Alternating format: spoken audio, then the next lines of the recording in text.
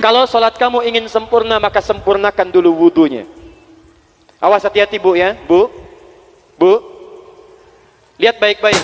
Kata para ahli hadis, kenapa Nabi mengajarkan wudu dulu? Padahal orang ini yang salahnya sholatnya. Kenapa wudunya yang diajarkan? Kata para ahli hadis, ini menunjukkan ada kaitan antara wudu dengan sholat. Kalau orang benar wudunya, pasti benar sholatnya. Kalau orang wudunya salah, akan berdampak pada tidak sempurna sholatnya. Silahkan ibu cek, anak ibu wudunya seperti flash, cepat, kilat. Secepat kilat, itu pasti menunjukkan sholatnya bermasalah. Nah sekarang bagaimana Nabi menunjukkan wudu yang benar? Yuk kita lihat pelan-pelan. Buka Quran surah kelima ayat ke-6, paling kiri sebelah atas. Ayo lihat sini, lihat. Kata Nabi kalau sholatnya ingin sempurna dimulai dari wudu. Ya ayyuhalladzina amanu, kalimat wudu dibuka dengan kalimat iman. Idza qumtum ilas shalah, kalau kamu ingin sempurna dalam menunaikan salat, faghsilu wujuhakum, maka mulai dengan menyempurnakan wudu. Lihat baik-baik, saya tidak bermaksud mengajarkan, hanya mengulang kembali apa yang kita pelajari.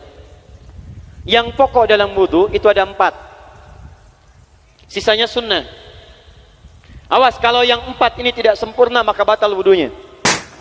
1, faghsilu wujuhakum, basuh wajahnya. Kalau disebutkan wajah dalam bab wudu, itu tidak ada yang lain kecuali bagian tampak muka. Gitu ya. Kalau yang punya jenggot, itu termasuk janggutnya di selai-selai. Kalau bapak kalau tidak punya jenggot atau belum punya jenggot, tidak usah maksa.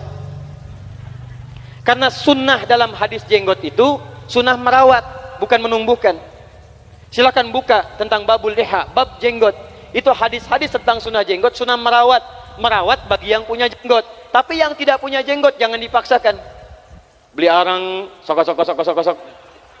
Beli timun, tidak usah. Ya, tapi kalau ada jenggotnya silakan rawat dengan baik supaya menampakkan nilai-nilai kemuliaan. Tahan. Sekarang kita mulai. Bagaimana cara berwudu yang baik? Perhatikan baik-baik. Kata Quran faghsilu, membasuh wajah, kalimat Qurannya menggunakan kata ghasala. Ghasala itu ambil airnya, tumpahkan di tempat yang dibasuh. Ambil airnya, tumpahkan di tempat yang dibasuh. Mohon izin, tahan sebentar. Mas, sini mas. Punten ya, yang kan bantosan, kadia sekedap. Sifat wudu cuma ada 3. 1, pakai keran. 2, pakai gayung. 3, air yang mengalir. Ya, seperti di sungai ada air mengalir itu nggak ada masalah. Tapi kalau menggunakan gayung atau semisalnya, Nabi itu diriwayatkan dalam hadis itu sangat menghemat air. Bahkan pernah beliau kemudian berwudu, kalau kita kemudian hitung itu hanya sejumlah pak, seaqua gelas pak, cukup. Atau yang kedua menggunakan keran ya. Kalau sekarang kita ada keran, contoh ini kerannya. Ya, kerannya agak tinggi sedikit. Dan kita sesuaikan. Ambil airnya. Misal contoh, ghasala itu bukan ditumpahkan, ambil air, tumpahkan di tempat yang akan dibasuh begini. Yang telunjuk itu kemudian menghapus atau menghilangkan kotoran di sela-sela mata, contoh. Yang jempol menghilangkan kotoran di sela-sela telinga bagian belakang di sini. Ya. Kalau misalnya saya mulai ambil airnya, kemudian saya tumpahkan di sini, yang telunjuk membersihkan di jari-jari di sini, di sela-sela mata. Yang jempol kemudian membersihkan di sela-sela di bawah telinga sini. Kemudian di selesai. 1. Tahan sebentar ya, ini praktek dulu sebentar. 2. Wa aidiakum ilal marafiq, ini yang sering keliru. Dan tangan sampai siku. Ingat, tangan bahasa Arabnya yadun. Tapi dalam ibadah itu selalu diberikan batas. Misal, ini kafun. Ini asabi'.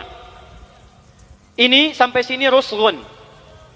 Sampai sini, Bapak Ibu sekalian, ini namanya mirfaq, jamannya marafiq.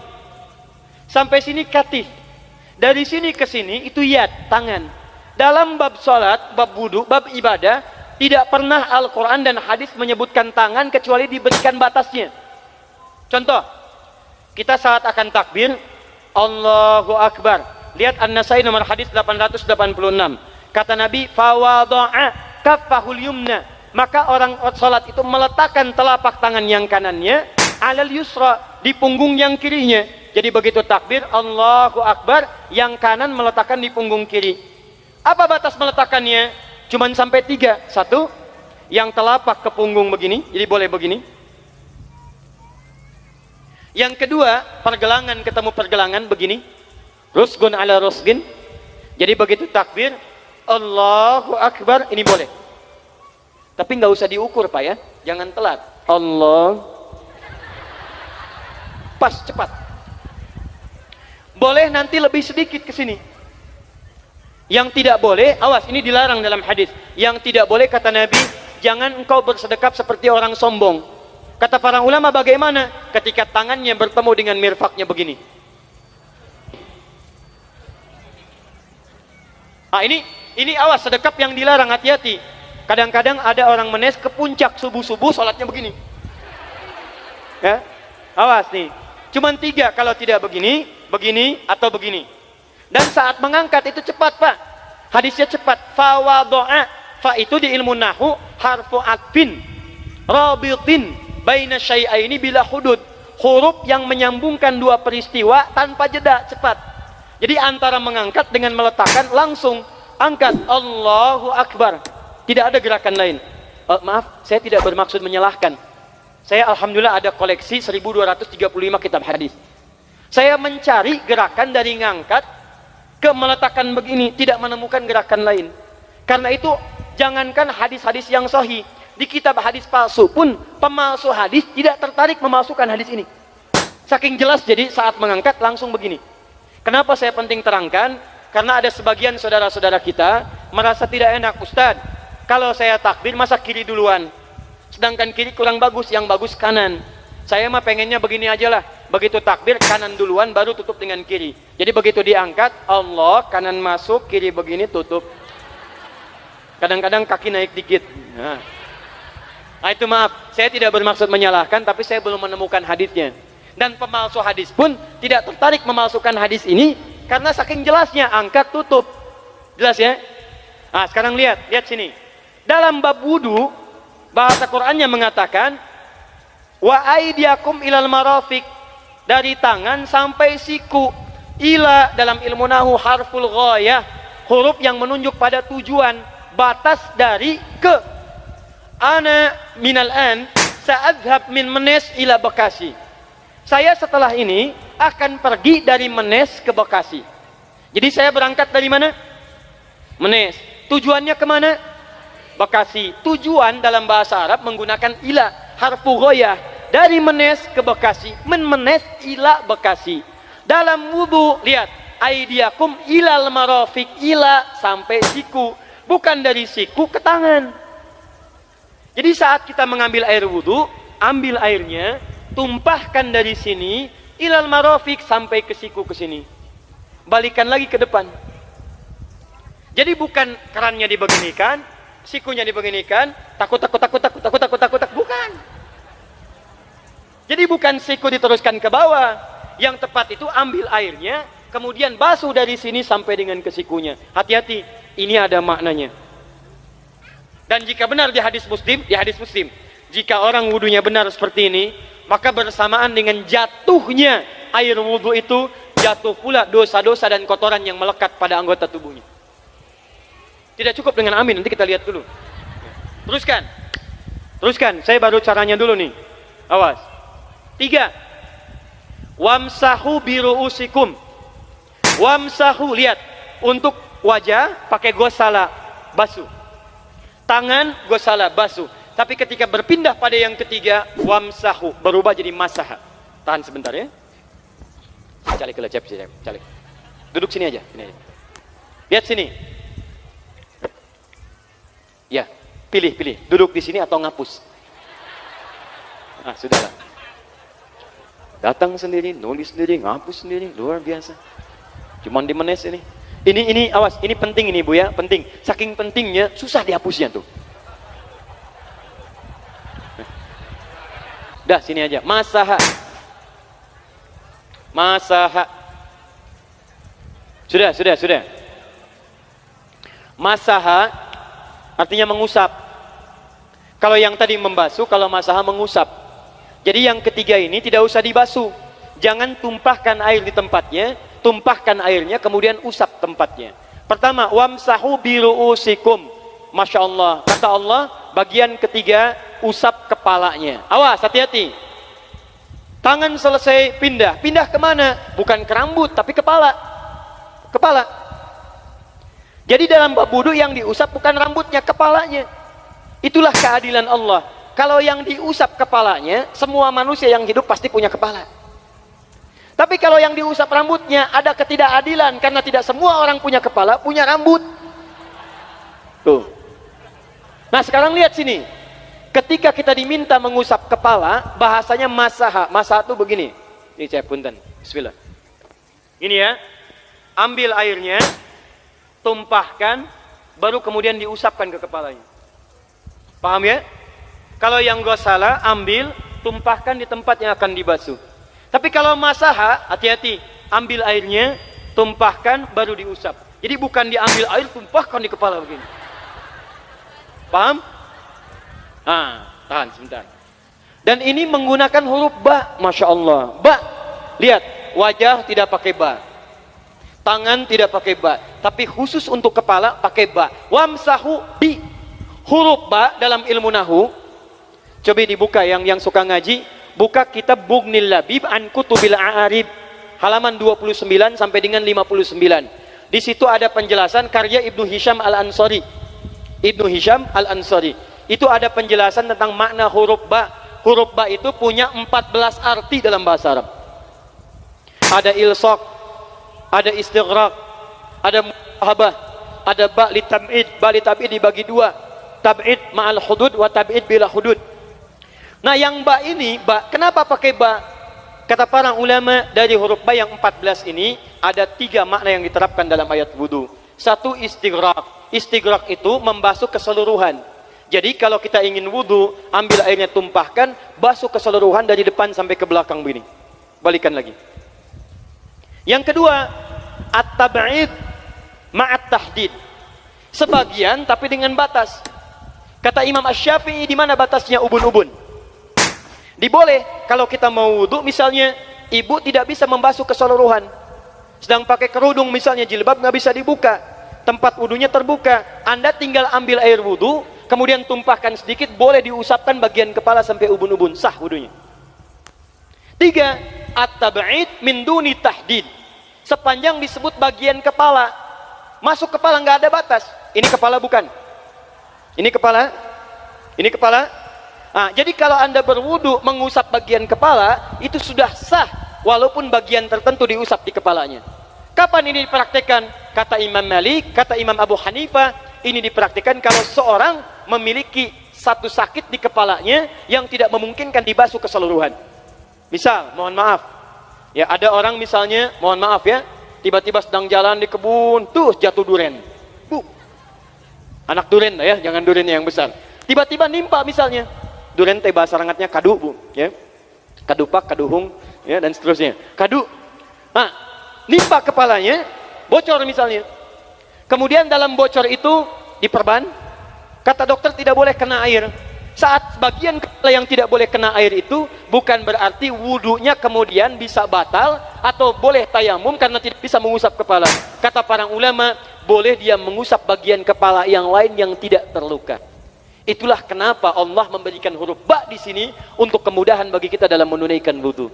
Tapi pastinya yang dibasuh kepalanya bukan rambutnya. Jadi kalau ada laki-laki sudah dandan, sisiran, rapi, tiba-tiba keran dibuka, yang diusap cuma rambutnya, ulak. Nah, itu batal wudunya. Tidak sah. Harus diulang. Terakhir kaki. Kaki dibasuh sampai dengan bagian mata kakinya, dan ini tidak perlu saya terangkan karena mudah bagi kita untuk mempraktekannya. Tapi yang ingin saya jelaskan satu ini saja. Perhatikan baik-baik. Yang 4 ini wajib wudu. Tambahannya sunnah. Niat dimasukkan dalam wajibnya. Lihat sini. Kumur-kumur sunnah. Telinga sunnah. Istinsyak sunnah. Yang 4 ini wajib. Tapi terlepas dari wajib dan sunnahnya, perhatikan baik-baik. Kenapa ini disebut dengan wudu? Dan hebatnya Al-Quran mengistilahkannya dengan toharah. Toharah. Apa itu toharah? Apa itu suci? Toharah. Apa itu toharah? Suci. Apa itu suci? Toharah. Ada toharah, ada nadhafah, itu beda. Kalau nadhafah, bersih luarnya, tapi belum tentu bersih dalamnya. Bisa jadi luarnya bersih, tapi dalamnya najis. Misal, hewan yang paling najis apa? Yang haram. Misal, hewan tadi itu, hewan babi misalnya, misal, dibersihkan, dimandikan, disisir, sampai bersih. Bersih tidak? Bersih, bersih. Tapi halal tidak? Suci tidak? Tidak. Al-khinziru nadhifun walakinnahu ghairu tahir. Babinya bisa bersih tapi tetap tidak halal, tidak suci dia, tetap haram, tetap najis. Paham? Tapi kalau bersih luarnya dan suci dalamnya, maka kalimatnya berubah dari nadhafah jadi toharah. Toharah. Orangnya disebut dengan tahir. Kalau rajin dikerjakan disebut dengan mutatahhir. Wudu dalam Quran disebut dengan taharah. Seakan-akan memberikan pesan, maaf, orang yang wudu itu bukan hanya bersih fisik luarnya saja. Jadi kalau orang wudunya bersih, bukan cuma wajahnya yang bersih. Kalau wudunya benar, bukan kotoran di tangan saja yang hilang. Tapi mohon maaf, fisik dalamnya itu ikut suci. Fungsi tangannya jadi bersih, fungsi wajahnya jadi bagus, fungsi lisannya jadi bagus. Makanya kata Nabi, kalau orang benar wudunya bersamaan dengan air wudu yang menetes, maka tumpahlah kotoran-kotoran di bagian fisik-fisik tubuhnya. Jadi kalau kita benar wudunya kumur-kumur, kukumur, masukkan misalnya masukkan, keluarkan, bersamaan dengan keluarnya air itu, maka kotoran-kotoran di lisan pun ikut keluar. Tangan dibasuh, bersamaan dengan dibasuhnya tangan, fungsi tangan yang kotor-kotor itu ikut hilang. Hadis Muslim. Makanya orang yang setelah selesai wudu dia berdoa, apa wudunya? Apa doa wudunya? Asyhadu an la ilaha wa asyhadu anna Muhammadan Allahumma minat waj'alni minal, lihat sini, minal mutatahhirin, minat tawabin. Lihat. Bapak Ibu kan baru wudu, tapi kenapa doanya selesai tobat? Allahumma ja'alni minat tawabin. Ya Allah, jadikan saya termasuk orang tobat. Kita kan baru wudu, kenapa doanya baru selesai tobat? Sedangkan tobat itu mengakui kesalahan, menyesali kesalahan, dan berjanji meninggalkan yang salah, mengganti dengan yang baik-baik. Makanya kalau orang wudunya benar itu, begitu dia kumur-kumur, dia ingat kesalahan apa yang dikerjakan oleh lisan ini. Jadi begitu kemudian ditumpahkan airnya, hilang kotorannya. Maaf, yang suka mencela wudu, selesai wudu tidak akan mencela lagi karena tobat dari celaan. Makanya kalau wudu Anda benar, coba ingat-ingat, siapa korban dari lisan Anda yang tajam itu? Apakah ibu Anda yang pernah menangis karena lisan Anda? Apakah ayah Anda yang kecewa karena kalimat-kalimat Anda? Apakah tetangga Anda yang menjauhi Anda karena kata-kata kotor Anda? Kalau tiap hari Anda wudu, tapi kemudian lisan Anda masih kotor juga, ada yang salah, Anda cuma menghabiskan air untuk menghilangkan kotoran di lisan. Itu tanda pertama. Tangan basuh. Makanya orang yang wudunya benar, tangannya tidak akan berbuat yang kotor lagi sampai ke ujung kakinya. Karena itulah ibadah ini disebut dengan wudu, seakar dengan kata dau. Kata para ulama, mereka sebagian mengatakan dau artinya cahaya, dau artinya sinar, dau artinya al-husnu, baik budi pekerti. Kalau orang benar wudunya, bertambah sinar di tangannya, sinar di wajahnya, sinar di lisannya. Apa sinar itu? Di dunia sinar-sinar amaliyah kebaikan, sifat-sifat baik, di akhirat pancaran-pancaran kemuliaan. Satud'a ummati yaumal qiyamati ghurral muhajjalin. Akan dipanggil umatku di hari kiamat dengan banyak cahaya melekat di tubuhnya. Tangannya ada cahaya, matanya ada cahaya, wajahnya bercahaya, kakinya bercahaya. Cahaya apa itu? Kata Nabi, min atharil wudu, dari bekas wudunya. Jadi kalau kita benar wudunya, itu kita jadi orang baik. Ada cahaya kebaikan dalam diri kita. Itu yang disebut dengan tawabin. Makanya kalau bapak ibu tiap hari wudu, Allahumma ja'alni minat tawabin, tapi mulut tidak tobat, tangan tidak tobat, kaki tidak tobat, ada yang salah dengan wudunya. Waj'alni minal mutatahhirin, jadikan saya orang bersih dan suci. Jadi kalau selesai wudu, pakaian bersih, wajah bersih, tangan bersih. Ini pakaian bersih, pakai jas, pakai dasi, tapi tangan tidak bersih, korupsi juga, mencuri juga, menipu juga, ada yang salah dalam wudunya. Kalau kita bisa mengerjakan wudu ini dengan baik, maka naik status kita. Disebut sebagai, langsung oleh Al-Quran, disebut hamba yang dicintai oleh Allah subhanahu wa ta'ala. Di Quran surah kedua Al-Baqarah ayat 222. Saya tutup. Lihat ayatnya. Di ujung ayatnya. Innallaha yuhibbut tawwabina wa yuhibbul mutatahhirin. Sungguh Allah akan sangat mencintai orang-orang yang taubat dan orang-orang yang terbiasa untuk bersuci. Kita selesai wudu mengatakan, Allahumma ja'alni minat tawabin waj'alni minal mutatahhirin. Dijawab oleh Allah, innallaha yuhibbut tawabin wa yuhibbul mutatahhirin. Karena itulah orang yang rajin wudu adalah orang-orang yang dicintai oleh Allah subhanahu wa ta'ala. Jadi kalau bapak ibu, maaf ya, sekarang cek, kalau batal wudu pengen wudu lagi. Tidak hanya saat sholat, sekarang batal wudu ingin wudu, batal wudu ingin wudu. Itu tandanya bapak ibu sedang mendapatkan cinta dari Allah subhanahu wa ta'ala. Tapi hakikat cintanya bukan pada wudunya, tapi berubahlah orang itu menjadi baik dan dekat dengan Allah subhanahu wa ta'ala.